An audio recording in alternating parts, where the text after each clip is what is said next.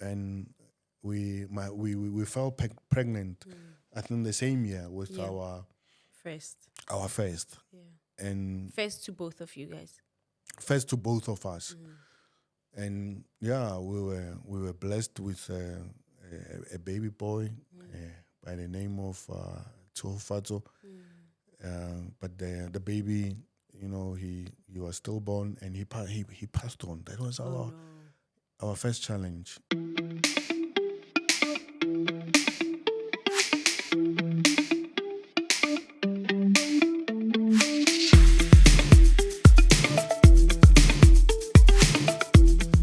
Hi everyone, welcome to O Narrative Podcast by myself, Promise Makunyane. This podcast is about marriage and family dynamics. You know, if you'd like to be a guest on our podcast, you need to write to us on the email address that is popping on the screen. And do not forget to put your number, preferably your WhatsApp number, so that we can contact you once we vet your story. And guys, I'm just going to read an email I received from this gentleman that I'm sitting with, a husband. I'll tell you the reason why I want to read his email. So he said, "Dear Sister Promise, I've been watching your podcast on YouTube and I would like to come to share my experience with my marriage and family life. I've been diagnosed with a mental illness that I would like to share my story and healing and how it has affected my marriage and faith in God. Please, can you invite me to your show to share my story?" And guess what? It didn't even take an hour or so for me to reach out to him. And the reason is, it's seldom that you'll find I'll get such an email. It is very, very rare that a man will write to us. Wow. Very, very. I've never, if anything, maybe you are the first man that wrote to me, and you are going to be maybe a third man that is actually sitting with me. The other ones, Kineli baby mama, yes, they were baby mamas, and then there was no husband that I sat here with. And that is my problem, you know. And when you wrote to me, I was like, this, I'm jumping on it. Thank you.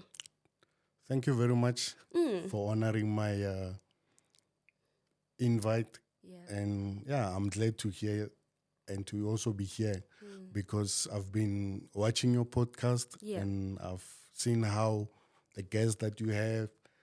And for me, with my wife, while we watch your podcast, I always said this, and I said to her, it's always these negative stories about marriage. Yeah.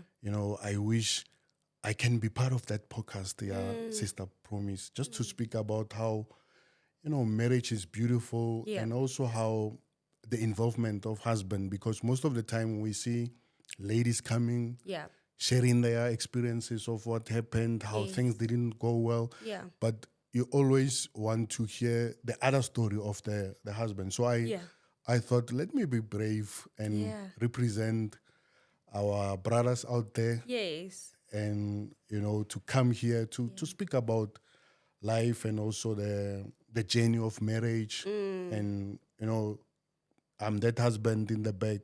My husband that I always hear you saying. My husband I've this, my followed, husband that.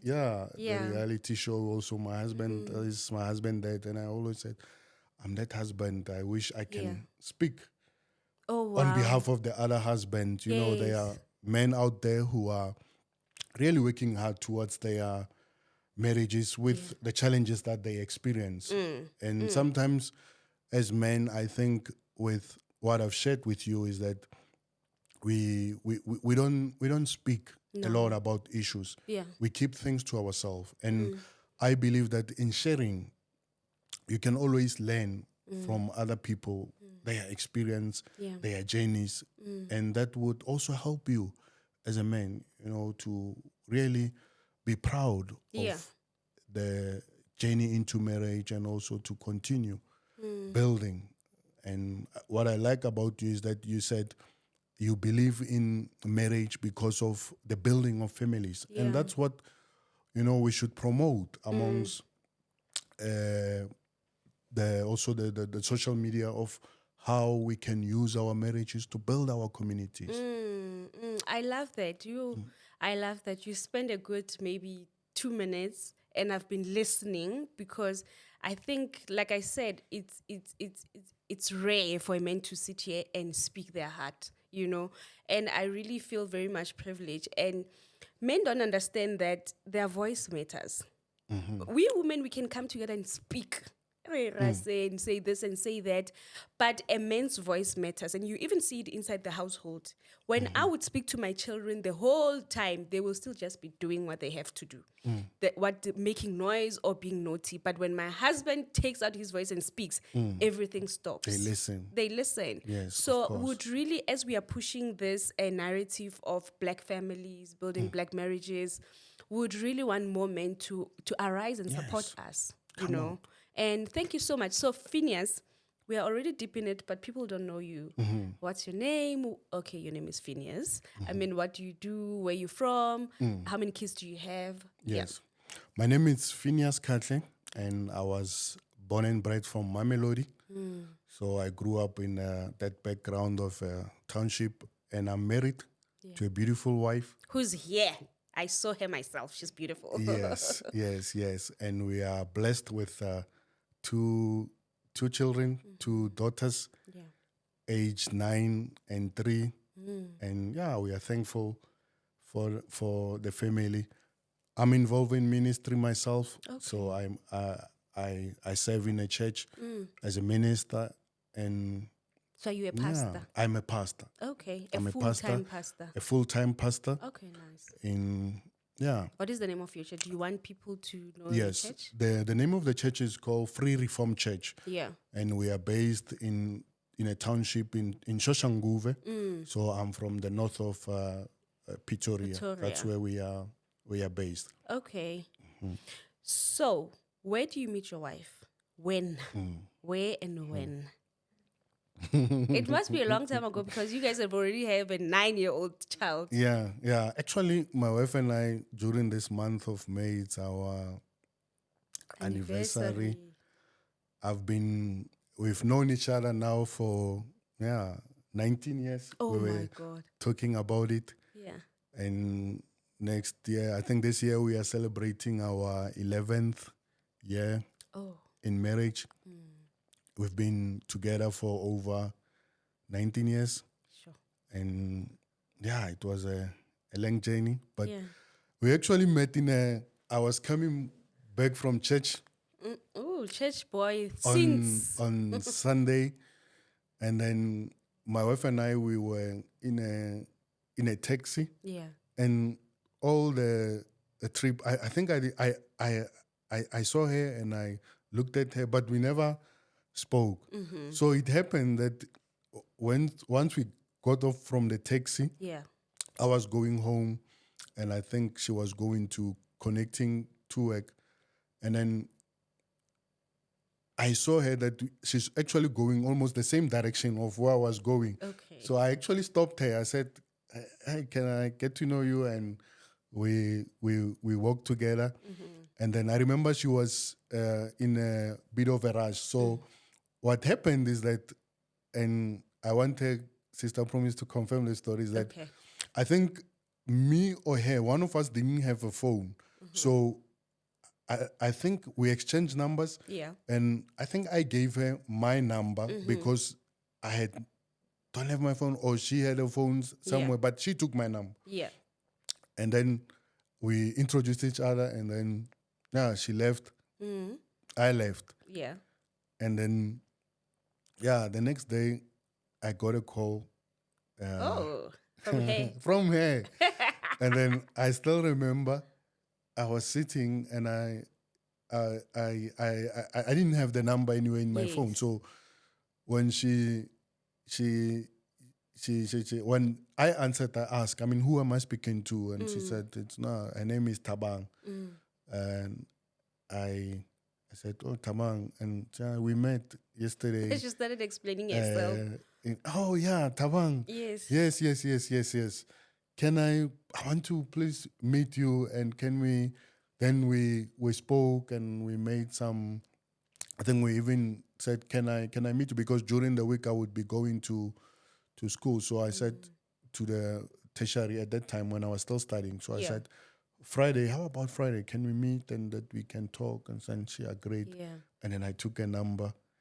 And from there we we started dating, and yeah, today we are sitting here, married with a family. Yes. So when did you guys get married? Which is 11 years ago. Yes. So we got married. I think I paid Lobola to her family 2012. Yeah. And then the next year, 2013, we had a ceremony in church, a small ceremony. We came to church, bought rings. Yeah. One of the ministers who was my mentor at that time blessed our marriage, and we had celebration at our home together with our families. That was in 2013 December. So we kind of have their anniversary when we said our vows to each other in May, and also we remember when we paid the lobola. That was celebration that we had after held in December. Yeah. Okay. So and from there, you were a church boy. I was a church boy. At that time I was still I was doing my studies and helping also in church. So we had one at that time. I was based in Mamelodi. Yeah. So I was a church boy. I was involved in church ministry. And her? Helping her. She was in another church. She was not in the same church as I was. So she was in another church. Yeah. And I think later when we started when we were still dating, I introduced her to my church. Your church. And introduced her to the church community. And I think before we got married, she was already a member in our congregation, because we have for new members like classes that somebody who's coming with a different background would have to follow. So my wife had to go through that, and then once she was already a member, but I knew already that I wanted to marry her. That's what I want to ask you. How did you know she was the one? How do men know that I'm going to marry this person? I think it's about for me, with my experience, is that a year before I paid lobola to my wife, I had a privilege of a scholarship that I had in Canada, in the north of America, for a short course. I think that by then that college was they had plans to have an international course. So they wanted to have international students that they can come and see how they cope and have a short course with them. So with I had to go. Remember, by that time we were still dating. So I had to go now away for a year. No, that was even not a year. I think not even more than a year. I think it was I didn't even finish the whole course. Yeah, because of, I think we started it, and when I first agreed was that I will first follow your first term, the first 6 months, and then we'll see how things go. Yeah. So what happened is that when I went overseas, I still had courses because of my training that I still needed to do. That was would be supplemented by me going in that college. Okay. So I was away for about half a year, and most of the time, I remember I used to call her every day. And at the beginning, I didn't notice that when I was actually calling her in Canada, I rented a basement in one of this young couple family. And then I asked them, because we had a telephone, and they said to me that if you want to use a telephone, you need to buy an international card, and you can use the card and call. But I bought the cards and I was not inserting the codes in the right way. Okay. So I kept calling my wife almost every day, different time zones. So I knew when to call. And I think at that time she was available. Yeah. So what happened is that my landlord came with this huge bill. I remember it was something like $300 US. By then, how much was it? By that time, I think more than more than 5,000? more than that. I think more than 10,000 at that time.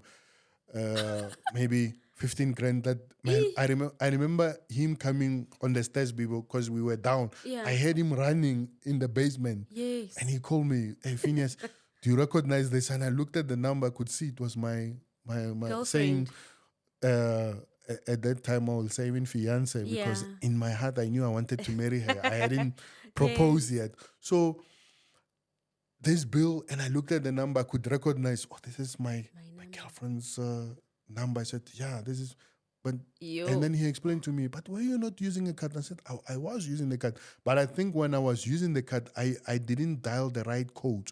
So the card were not, it was going in their bill. Oh my God. And I saw how with this, and I saw this huge bill. Yes. This is, I remember I did explain to her, and I was calling her and telling her, by that time we were not even used to, the internet calling. We could have been using Skype and all that. So, but because I wanted to just hear her voice, so I knew by that time, being away from her, that, you know what, in my heart, I want to marry this lady. I want to spend my life with her. And that's how I think, for me, that's how it worked with God's purpose in my life. When I came back, you know what, I remember I had saved money actually that I wanted to use, to put the families together, and then I can say, can we go? But then I remember at that time I told myself, I even took break from my studies, and I said I wanted to go and find work so that I can work, save money to pay lobola for this lady, because I wanted to marry her. I wanted her to be, my wife, my other part. So Yeah. that was how I knew that I wanted to marry her. So you marry her, and then you guys now moving together. You stay together now. We started to stay together. Yeah. At that time, I think my wife already was renting a place. She had her own space, so it was easy for us that we could move together and stay as a couple. Yeah. Were you already a pastor then, or you were working? No, I was at that time. I was working. I was working in I had a secular job. Okay. Because remember what I said, I took a break from my studies. Your studies. And then I decided to say, you know what, I'm going to find a job that I will work to support my to actually, by that time I was even planning to pay lobola for her. Yeah. And God opened his doors for me, because I remember all I knew was I never had experience of any job. Yeah.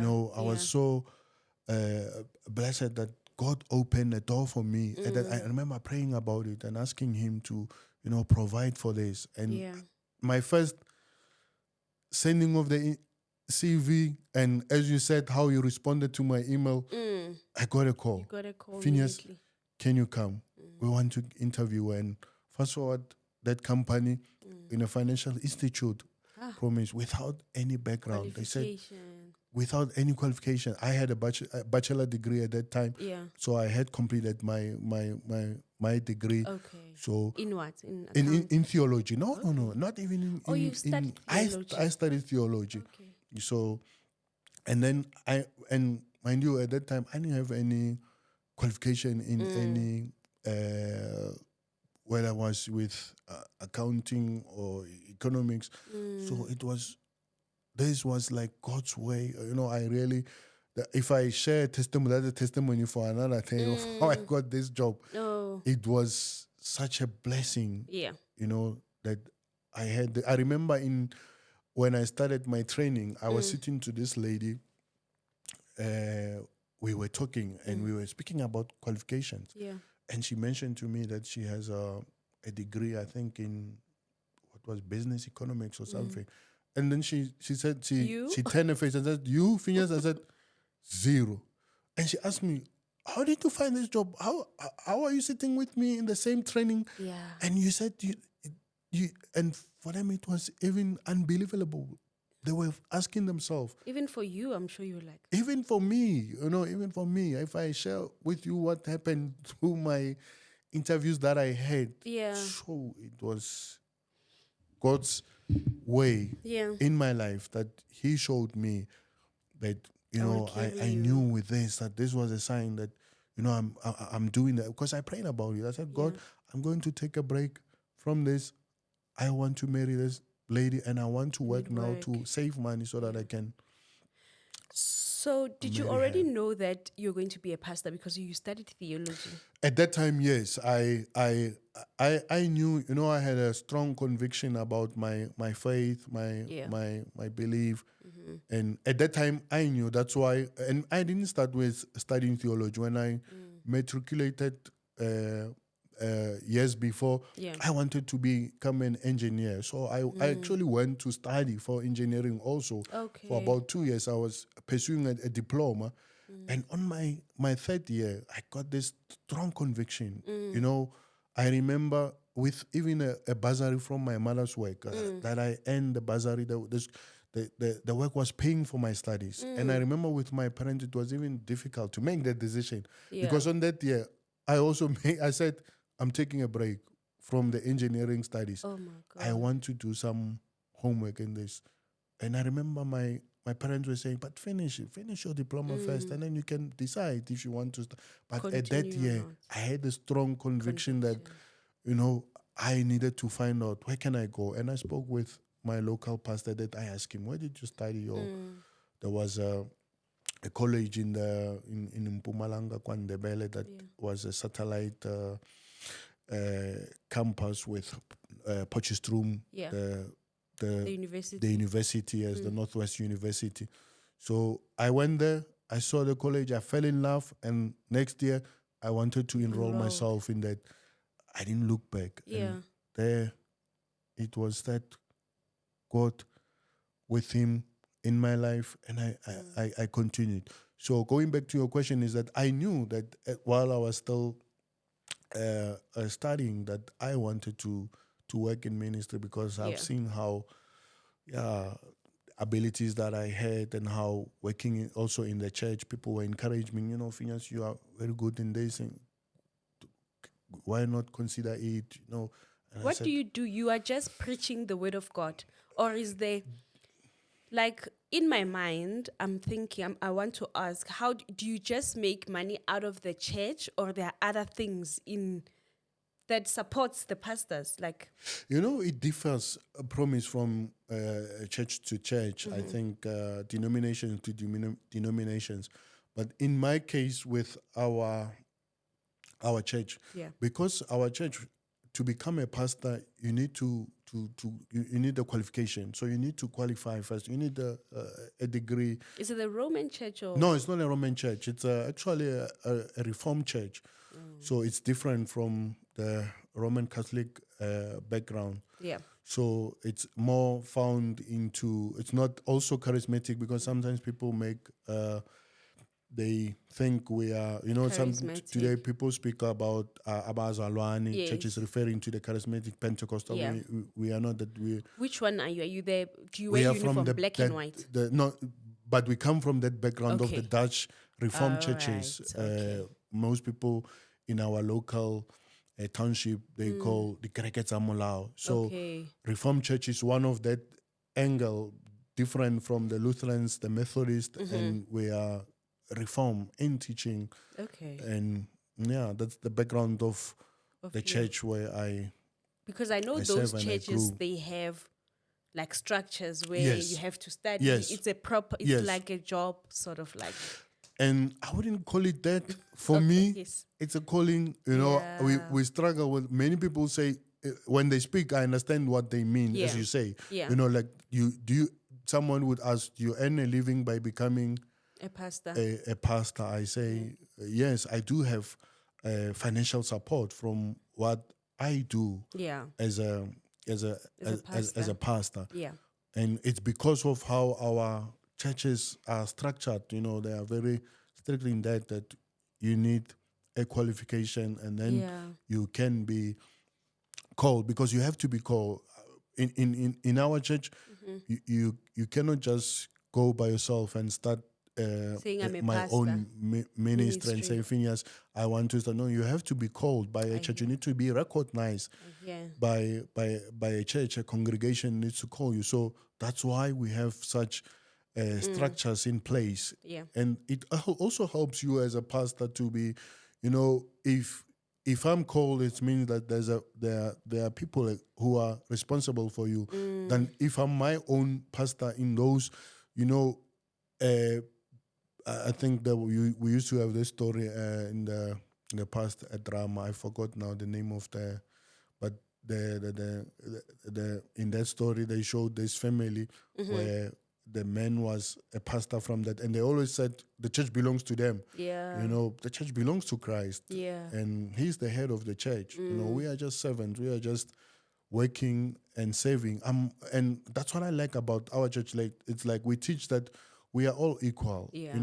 I'm a pastor. It's just Oversee. my different ability that I can do. So I'm equal with you in the church. So if you come visiting us one day, you will see that everyone sits wherever they want. I don't have a special. No, I don't. I would love to have that. I said it with my wife in the past. I said, I know we can have those high chairs. Where they, but you know what? I enjoy that I can sit there. Somebody can even sit the same chair where I sit, because we are equal in God's eyes. We are all children of God. Yeah. We're just different from the abilities that we have. Yeah. But yeah, I think if my church members are watching, I hope so. They'll definitely that they will watch. think of the chairs. I would love to be recognized. I mean, I've been there for 9 years serving in the same congregation. Hey, you must pledge, guys. The pastor needs high chairs. I need it, please. Yes, just so they can be like just special treatment for the pastor and the mamrut. Anyway, so you guys, the first years of your marriage, your wife already knew that you were gonna be a pastor.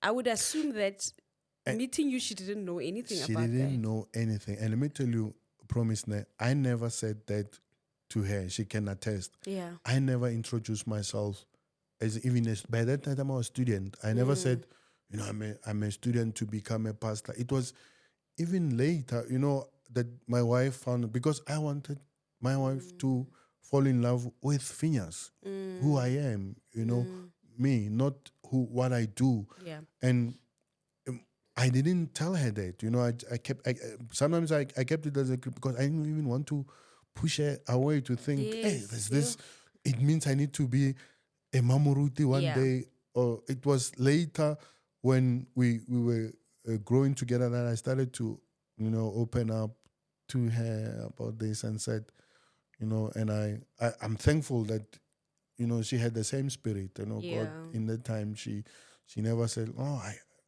I'm not going there. I can't. That's not me. Yeah. But she fell in love with me, Phineas. And I think you were very sneaky by introducing her to your church way prior to you guys That was my dating plan, and actually. being serious. Yeah.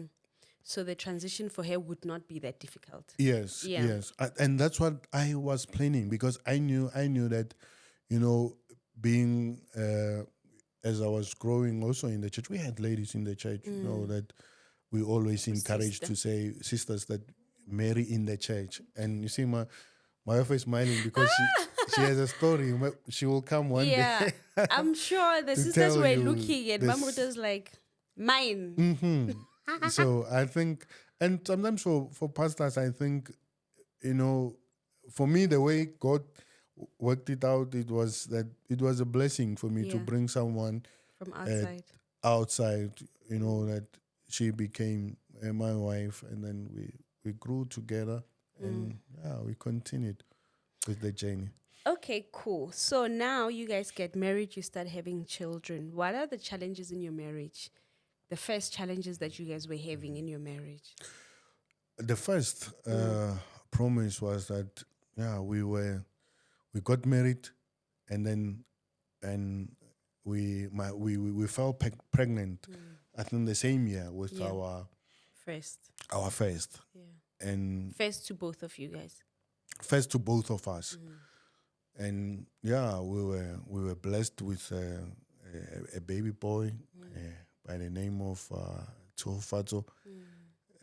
But the baby, he was stillborn and he passed on. That was Oh our first challenge. And at that time, I remember my wife had lost both her parents. Her mother had passed, and I think also at that time her father, correct me, Mama, at that time. So she had experienced that uh, losing of the loved ones. Oh, And for me, yes. I think during the time when we were still happy, we were happy for the first child, and he was a boy. I remember I named him Junior because and then, yeah, that was the first challenge. Yeah. The child, while he was born premature, and then so he came before his time, and he had to be taken to the prenatal case at that time. And Sure. I remember at that time we went to, um, um, yeah, I always think about this sometimes.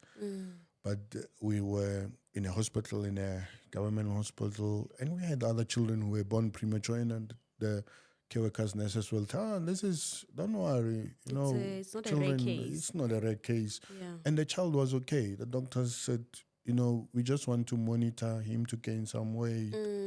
And yeah, 3 days, I think my wife was still in the hospital. I used to go there to visit them. And then I think on the third day, yeah, I still remember that I went there. Normally, I would find my wife in there. She was not there. I thought, maybe she's sleeping. Yeah. Let me just wait. And she'll come maybe for the time of breastfeeding and all that. Yes. And then I remember getting a call from him, and my wife was quickly come, and I was in the vicinity of the hospital. I was sitting in a cafe, but I could hear in a voice, but hey, something is wrong. And my wife knows that. Something when I went there to tell me what, so I can prepare myself mentally. Yes. And she said, "No, come to the ward, come to the ward." My God. And then the doctors were busy with the child. They said, child was not breathing Oh. well, and they were, trying to Resuscitating the resuscitate the child. And yeah, and later the doctors, and they were in the back, we were on the other side, we could see them, doctors, Ish. nurses going up and down, and I was there with my wife, praying, thinking what's happening, and they called us after, and they showed us, they said, we are sorry, the child didn't make it. So it was sad. Promise. I remember my wife was so emotional, Sure. crying, and it was a hard one of the challenges that we faced, being a couple, newlyweds, first child. And I remember I had made calls by that time. One of my best friends, I said, hey, I'm a father to a son now. Oh my God. And and was congratulating me, and I said, hey, I named him Junior. Yeah. I want to see him growing, to see how he will be. And then later, 3 days after, I have to, You have to my friend, the child is no more.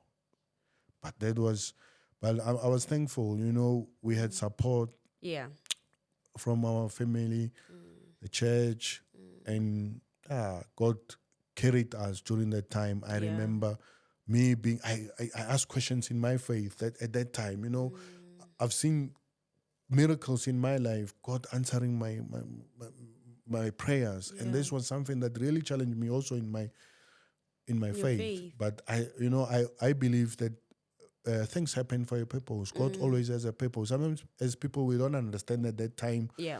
But sometimes we don't even need to understand, because God is in charge. He knows best for us. He knows everything. And I remember later in my life, when I looked back, I would ask myself, and if God allowed it, what was the reason? If God allowed it, we can make peace with it. And next year, 2014, we were pregnant again with our first daughter. Yeah, and we named her Tiamo. Hope. The second name is Hope. That she brought hope to us. She's my I think my female version. Okay. Now we have got two, Yeah. but the other one looks like her mother. Yeah. But we were so happy also, and now as a couple, and we're thankful. Yeah. You know, God had answered us, Yeah. and we have a baby girl now. Yeah. Fast forward, two of them keeping us Yes. busy. And they're growing. They are growing. They are Yo, growing. yo, You yo, know, yo. they are growing. If I look at them now, when I look in, I would look in the pictures, Yeah. and you know, and that's what for me is. I always tell the church about this. I say, you know, that would remind us of to thank God in our lives, because when you see children promise, you can see God's grace. Yeah. You know, children just grow. You know, one they are crawling there, and then the next thing they are opening drawers in their house, Yeah. and then the next thing they are talking, and every day you don't realize it, but it's by grace, because it's God life in those children that He gives to us to be thankful. It's so true, especially when you speak about kids. For me, I always started at the making of the inception of the children. It's just miracle. It's just a miracle. It's just a miracle that It is. one day we are mating, the next day I'm pregnant, the next day I'm taking out a whole human being. So it can only be God indeed. So in your email, now we go into your email. You said you suffered you have a mental illness, right? Yes. And I'm almost certain that, and that's why I was so glad, because I feel that most black men, they have like traumas. They've got like mental issues that they are just not going to be diagnosed so that they can know, they can deal. I just don't know what yours is, but you are just about to tell me. Yes. What mental illness are you? Is it suffering from, or are you living with? You know, this was something that I discovered early this year. And it wasn't this year. only this year that I found that. Sure. But I think when I look into when I sat down with the doctors, I could find that I had it. I was not aware of it, because for me it was something, because I work in an environment where I use my mind a lot in terms of thinking, in terms of making plans and all this. I had this thing of my mind would be going, thinking. I would just, even when I sleep, my mind Stop.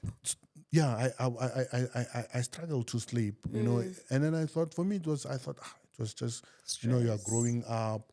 It's stress because of also the work environment and also the family. Until I started to experience a back pain in my lower back, and then I started to take some tablets just for it, and I thought it was just because, you know, of my structure. I'm tall, and it's just because you are growing up, the bones are, and then this pain kept going, and I kept taking some medicines until I remember I spoke with one of my cousins who was sometime in hospital, so she knew some bit of doctors, and I asked her, I said, for me, when I wanted to go to the hospital was because of the pain. Yeah. And I went to look for help. And then when I had a conversation with my cousin, she mentioned something to me, and she said, you know, Kazi, the way we call each other Kazi. So Kazi, the way you complain about this, and maybe it's because of some stress that you are. I said, me, stress is normal. I'm used to stress in my work. But I started to consider to, you know, let me go. And the hospital was one of the places when I was young, I had a car accident. So I grew up not liking the hospital. Yeah, hospital. So I didn't like to go. Yeah, a doctor, I could go, you know, get medicine, but to think of check myself in, you know, self-diagnosed. And I remember even I started with, she referred me to this doctor who is a psychiatric anyway. I said, because a psychiatric, I mean, that's with the mind. I'm suffering from my bone. From my back. How does the two come together? And so now go and speak with, he's a male, go and speak with him, and he will maybe also Shed some light. shed some light with it. And immediately, promise when and I didn't find the doctor who was in charge of the practice. I actually met another doctor who's helping him, and she was a lady. And I remember when I started, I was more of I thought I was going to meet the male, so I can speak with him. Yes, man to man. Man to man. Yeah. I have this lower back, and that is giving me problems. So, can you help me with this? And I met a lady, and she was open and said, "Just can we have the session?" Because I had made an appointment. The doctor was in the seeing some patient inside the hospital. Yeah. And then she said, let me hear what you have, and then if you are not happy, then we can call the doctor. Yeah. And immediately when she started to ask me the questions, and I said, these were now this signs, symptoms that I have. Yeah. I was telling her about a back pain, and she asked me, how is your sleep? I don't sleep. Yeah, I struggle to sleep. It takes me some hours before I can sleep. And then she started to note this and jot down and said, you know what about when do you think before? I said, hey, I always would think of work-related things because I'm involved in ministry itself. And then when she was asking me about this pain, what about chest pain? Yeah, I sometimes have chest pain on and my wife knew about this. I started to say, hey, on my left, and the lady said, you know what? I think I don't want to make now conclusions. Yeah. But I want to start with this. Can I refer you also to, I think she said, at that time I said, but I'll give you medication for your back. Don't worry about that. Yes. We'll deal with that. I'll write you some medications. And also this. And then she said to me, would you consider to see also in our practice, we've got a psychologist. I said, but for what? For what? I'm here for a back pain. Physical pain. Physical pain. Yeah. I'm not here for the the head. And then fast forward, I made an appointment with a psychologist. We sat down. A lady again, a good psychologist, and I knew that I just needed to speak with her. And then she also, how they ask your background questions and this, and she said, the psychiatrist gave me this, and do you suffer from this? And I said, I've got a back pain. Yeah. And then she started to ask me about my, all about things that led me to start to see that, this is a result of, she was explaining to me how, because I keep on, I struggle with this thing that I don't stop, when I think of something, promise, I would, that thing will be in my mind. Okay. And then I would want to get a solution in my mind. I'm alone there, and then think about it, and want to get a solution on it. And people say sleep on it. I don't sleep on it. I cannot sleep without finding. And then during, I think it was even I remember my first consultation with the psychologist, just speaking, and I remember even coming home, I explained to my wife, I think I'm getting help with this thing that I'm suffering from, but I don't even know what it is at that time. Of my mind just goes on and on and on, doesn't stop, and that and the psychologist explained to me that sometimes it stresses the muscles, and it becomes too much for the mind, and the mind releases from the muscles, actually, your body muscles. Yeah. And that's when it can go anywhere that you start to feel inflammation, pain. So with me, it was on my back, because I went through tests where I went to an ortho, what is that, doctors? The ones that the ortho. What do they do? They work with bones and so orthopedic, yes. Yes, I went. I did some X-rays, and Yeah. then I was afraid of my spine because I always thinking tall people get problems in Their their back. spine. So I went there. They said, "No, your back is fine. There's nothing wrong with your back." Yeah. Like, yeah, but I've got pain. I've got pain that keeps on. So it was like something. Promise someone was putting a pin in my back. Yeah. But how we explain? The doctor explained that if it's not on the bones, it must be on the muscles. The muscle. So now the psychologist is telling me, why am I feeling pain now in the muscles? It's because of that stress being released of the thinking too much. It releases to your muscles. That's why it causes pain there in the back. So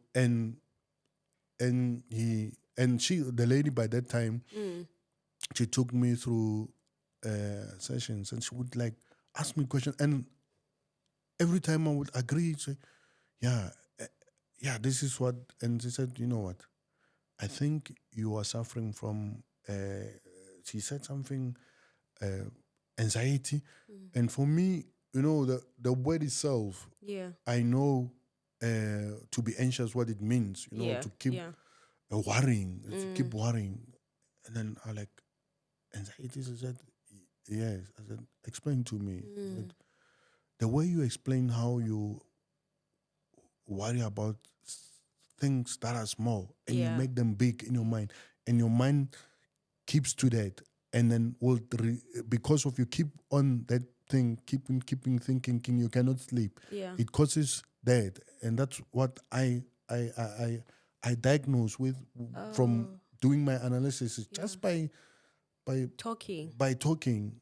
And he said, yes, there's a disorder called, and yours at that time, she told me, and yours is even the worst one, because as she was telling me at that time, I said, yeah, but how do I get help. on this? Yeah. And she told me that we have to put you through medications. And yeah, medication. So what was your diagnosis? Anxiety disorder. I think that's what she said to me, a clinical anxiety disorder. And yeah, she said, you suffer from there. And I said, how can I now get help from this? Yeah. And she said, you know what, now because you have back pains, I think my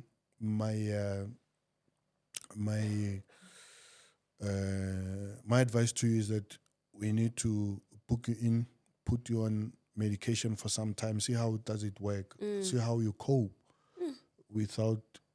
Let's take you away from your working environment, family environment. Put you here, give you these medications, and then see how you sleep now. And then let's just look at your also your mind at that time, how you feel. And I tell you, promise, once I started with those tablets, my wife is my witness. She will tell you, I started to feel different. I could now sleep. I even sleep. She complains now. That you sleep too much. No, my snoring also. Like, you sleep like a baby, and I don't even hear feel yourself myself because of uncertain medication. That now it's something that I had to get used to. The challenge is, once you start with such medications, like somebody who has a chronic illness, they now have to live with. You depend on it. And then now, because we're still in the trial, that I'm working with them closely to check how things are going. But I had to acknowledge, I had to sit down and accept this, that who I think I've taken my mind in a space where I did not notice at that time, that if I knew by that time, maybe I could have been helped early, but I kept it. For me, I thought it was normal until, and I was speaking about the other thing. I remember I used to complain a lot about the pain and take medication. But for me, it was just, I thought, because I'm sitting in a car, I'm driving, and I don't drive a lot because in the morning I'm like, go maybe during the week. I'm not always in a car. But I told myself, because I'm growing, I'm now in my 40s, I'm like thinking, I'm driving. Maybe it's because I bend myself. Yeah. That's why. But since I got the medication, with the pain started to subside. Oh, wow. But I'm left with the living now with the condition. How does that make you feel to know that you've got like a chronic or an illness that you live with for the rest of your life? For me, I think because at the beginning it was something that affected also my work line, because I'm a person who reads a lot, analyzes. So I was always afraid that when is the overstretching of my thinking. So how do I know that I'm doing something and I'm overstretching? Yeah. It was always when I look back, I could see that it was when I started to overthink about something and small thing. And this is not only work related. Even in my family, if my child will come home with a homework, like a project, and she comes and say, "Daddy, we've got this project," and then here's the due date, and we need to do. Already by that, it's in your promise, it's in my mind. I start now to panic. There's a due date. We need to do this, and this is not even my project. I remember the psychologist was telling me, "It's not even your project. It's the child's project. If she fails, she fails. She fails. You try again." One day, my daughter came. I think they had the project. They were doing it at school. She came home as she used to know that I help her with homework, and she said, "Daddy, the project is due tomorrow." So for me, I started. One of the triggers is prayer. Time. Even my wife knows when we go anywhere, I always want to drive because I don't want to find myself in, because my mind now goes over. So at that day, I remember I said, "What do we need to do? We gathered materials and I need to help her." And she said to me, "It's due tomorrow." Promise, I didn't sleep that night. I woke up. They were sleeping in the house. I woke up. I went to see what I can still do to finish that. Because I couldn't sleep. I went to bed, but I couldn't sleep. My mind was still, I had to wake up. Still, my mind was still, and this was before I was with the doctor. So at that time, when I look back, I could see that, no, this is terrorism, because small things become big. And then my mind runs with that. Yeah. And then it causes stress, and then the pain will come back. So you understand? So now this medication that they gave me was that we want to keep your mind not to go over. They want to regulate it. Yes. So the medication that I take daily is to help me. And now when I haven't taken the medication, I can feel. I start to have this sort of panic thing in me. Like, and I feel like I'm in a panic situation. And before, I remember I was telling my wife that I used to have that. I used to tell her that, I had this chest pain, I would feel this. But I didn't understand what was happening at that time. But now when the psychologist explained to me, and she was telling me that, no, this is because of this. Normally, such people who has this thing, the symptoms, the panic, to become panic is one of the symptoms. It's like, and then she showed me an example of some people who would, sometimes they are maybe staying alone, they will lock the door, and in 5 minutes they go check again. And check, I'm that person. When they sleep, wake up in the night, I check. We also have a nanny in the house. She normally is the one who will do that. But I will just double check everything. Sure. Those are. Can you imagine that if we stay in a complex, but if I think, did I lock the car? Yeah. And I'm sleeping. Go. And I'm like, we normally, sometimes we don't even lock the car. We forgot to. Yeah. But my mind would be like, did you lock the car? Go and check.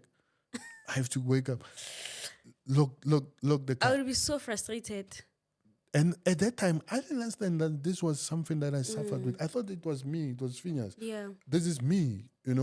I'm like, because when the doctor was telling me about all the small things, like, do you do this? Do you I said, yes. And you know, when someone sends me, I remember, and I'm like, because uh, that's the way my mind works. And then she told me, no, we have to help you, give you medication to control now your mind, because you'll go crazy. You will. You will go crazy because of this. So I had to accept now that I'm living with this, and now it's still in a trial, but I have to. Now I know that I can feel myself when I haven't taken the medication now. That I can feel in my mind that There's you know what, I pressure. haven't taken medication and I need to go and say, and the what do they speak about the what is this term that they normally use, the side effects is that now I was one person who never forgets. Promise, if I meet you and I tell me your name, I'll remember. I remember I had schoolmates that from primary that I will call them by name. They will be surprised. Yes. And so I promise meeting you maybe in a complex, and they ask, "Who are you?" And I just tell them the school where we went. Yeah. And I do you know my name? No, I can remember your name and your surname. The class where we were, and I would ask the lady. She would be like, and cook. She would no, I don't remember you. Now we have grown. Okay. Yeah. But I was that person. I Yeah. would remember. I used in my work. I need to make notes and all that. But I would have my diary in my head. All the dates. If I'm planning next year, there's a conference overseas. I will have. I wouldn't Everything. forget. But now, what happens is that I forget this. That's the thing. Okay, before we get there, let me ask you, what are the things that really affected your marriage with your anxiety disorder that just affected the relationship between you and your wife? You know, now with the medication, I remember the lady who gave me the medication. The first thing she said to me said, "You will lose your libido." Oh my God. And I was like, "Me, I don't worry. Don't worry in that department. Don't worry. I know myself." Hey, that's the other thing. That's The what the medication downside, does. The yeah. downside. It's Yeah. like, you know, yeah, and you don't think about. Oh my God. I'm telling you, you know, my wife is here. She can tell you. Yeah. I'm the one who initiates. Yeah. But now with this, it has affected. I Yeah. think that I struggle. I've lost, interest Yeah. in that because of. But I remember the lady telling me, and I told my wife about it. She said, "While I'm taking this, I will libido will be." I said, "Don't with me." I remember at the beginning when she was telling me, I said, "Don't worry, my sister. That I'm so very good in that department. That it won't work." But then that shows you, it shows everyone that everything then it's here. Because for course. me to be aroused, to have sex with my husband, it has to come in my mind first, and for me to say, oh, I'm excited, and start being excited. So if your mind now is suppressed by medication, you're not going to think about. You don't think about it. You even I would be maybe sometimes, not feeling that. And before I You would were be the one always. who in that would bother my wife. I Yeah. remember when she came back from work, she would be, I'm I'm tired. tired, I'm not feeling, and I'm like, "Mommy, I won't sleep." Yeah. But now, since I think you can ask her, I don't keep record. At that time, she used to say we would be intimate, and she would say, but we just the other Yesterday. day again, you again. I'm Ish. like, no, I want to, but now a week can pass Yeah. without Yeah. me. Yeah. So That's the thing, because my husband was diagnosed with something else, right? And then the what's that? The option was medication. But then the doctor sat down with him and explained what this medication is going to do. And it's either you're going to go the natural way of dealing with your mental issues or you're going to take medication. And then my husband was like, I can't take medication because I need to function on a day-to-day. Yes. And the medication just makes you a mellow person. Like you're just like... That's me. Yeah. If you see me in the mornings, I struggle to Yeah. start my day in the mornings. And I would be one person, I think because of, I study in the morning because in the mornings it's quiet. Yeah. And I would be in my space in the library, you know. But now mornings become like hard for me, and I explained this with my work that, you know, for me to prepare to be active, Yeah. I need to make a double effort. Yes. At that time, it was, you know, I would You're just plan my always... day. If call, they say, hey, there's a bereavement, this family, can you move it? Just prepare myself. But if it's an appointment, like I think I was happy that you start this time. I think it gave me time to prepare to yourself. prepare, you know. But like I struggle now in the mornings. And for me at that time, I didn't have that option to go medication or the natural because it was over at that time when the psychologist said, she said, you know, your disorder now is It's over. It's over. Yeah. We need to now control it too. That's why I also opted to be hospitalized. I was hospitalized for a period of, I think when we started, but I stayed for 21 days in a, what do they call it, Mama? That ward, in a wellness ward, where I was looked after. I had to go through them and exercises, sitting with an occupational therapist. But I remember my mornings were the hard ones because the occupational therapist, very good guy, you know, he really helped. He would come in the morning to wake us up. We need to go exercise. And I was always irritated.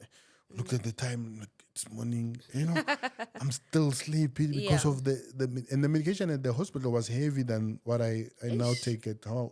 So, as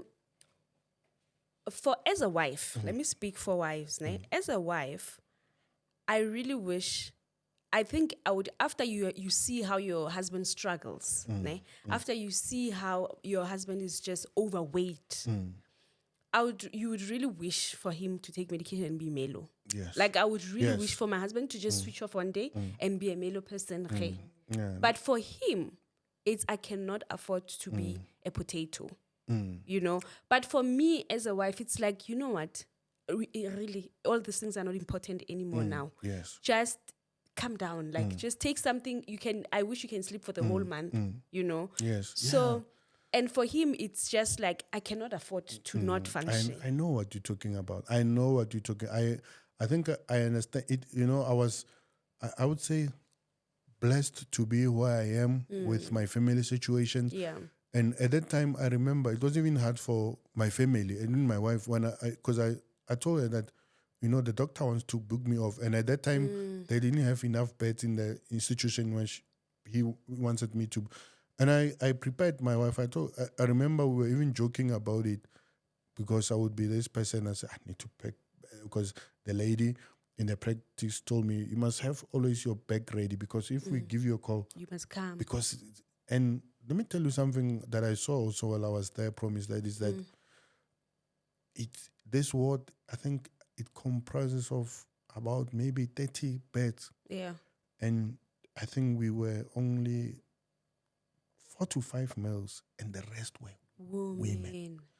You know how they had respect for us, the people, because they could see that we made a decision that we want to work with this. And they always, even the nurses would be telling me this every time, you know, men are out there and they have this balance with them. They're killing them. They don't want to come here, you know. And I remember I had this other man in the ward. He was in his senior. For me, senior, I think is 60 around plus. And it was because of that he was suffering that but the nurse explained to us that, you know what, men are, they're not open about this. You know, we feel, and somebody told me ashamed, you know, that that's why I wanted to speak about this. And that, you know, I was really comforted because of also my faith. You know, there's a verse where Paul writes to the Corinthians, and he says, when I'm weak, you Lord are strong. And I remember for me, those were meant, now I started to understand what it means, because as you say, your husband cannot afford because he has to function. But for me at that time, it was, I had to choose that, mommy, if I have to lose my work but you need me as a husband, you need me as a father. So I need to make this decision now to really go and care for myself. We'll deal with the rest after. If we lose an income, we'll see how we can. We've been through a lot, and I believe the Lord will provide. So we have to now make this decision that, you know, I mean, most of the time I would be the one who helps the kids with the homework because I'm flexible in the afternoons. I'll be home. So then they have to also accept that the kids, they used to me coming, especially our oldest daughter, because I mean she understands things.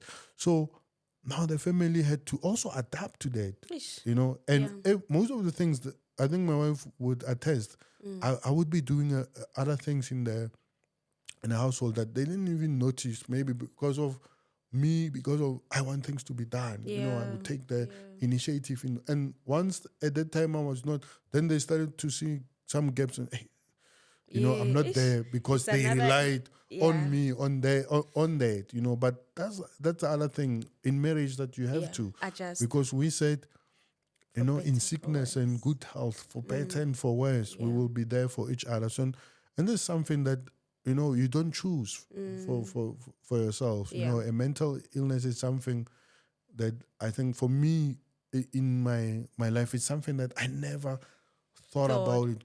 I never. I remember even I remember I had in my library these books, and I remember I used to have such it's a short books on how to get help when you are suffering. And I remember that book, I had it somewhere in my life, but I've never opened it because I never believed in this.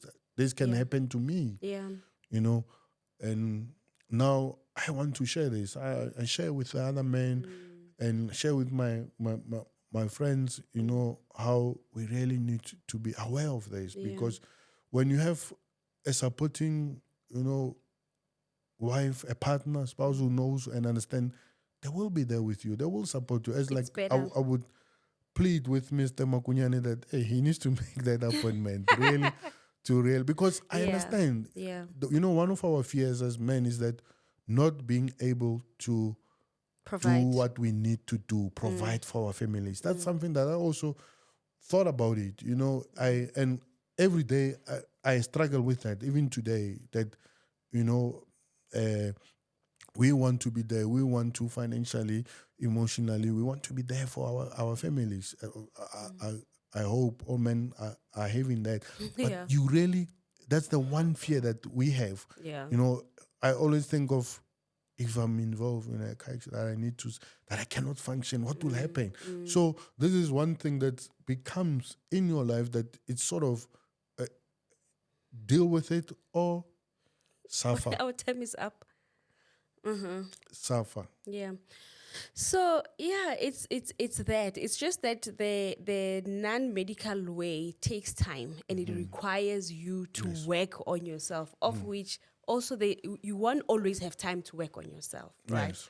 But just also staying fit, because most men, they're not fit. Just staying fit, physically fit, and I think with time, because apparently when you start taking any kind of mental or whatever medication, it needs to get used to your system. So it will mess you up first before it actually like settles in your system. However, you'll never be the same person that you were before. Of course. Yeah. Of But course. honestly, in other ways, that, like I'm telling you that my husband continues to work on himself, but it requires triple the work Yes. than a medication can do. But sometimes you just wish, like, I don't know, if they were like smaller doses, because the doses are just too much. I know. The doses are just too much. I know. When ask my wife, promise she'll tell when I sleep. Now she now complains that someone, if he comes in the house, they'll finish with us because you are Yes. dead. The medication, promise. Even myself, I used to wake up. I think 2 to 3 times normal before I had the medication, just to go to the loo, to the bathroom. Now, These days, I think she can attest. Maybe I'll wake up only in the morning when I'm awake. Sometimes, because of the heavy of the, and I think the doctors, they try them, so they try also to keep the dosage so that they know about this.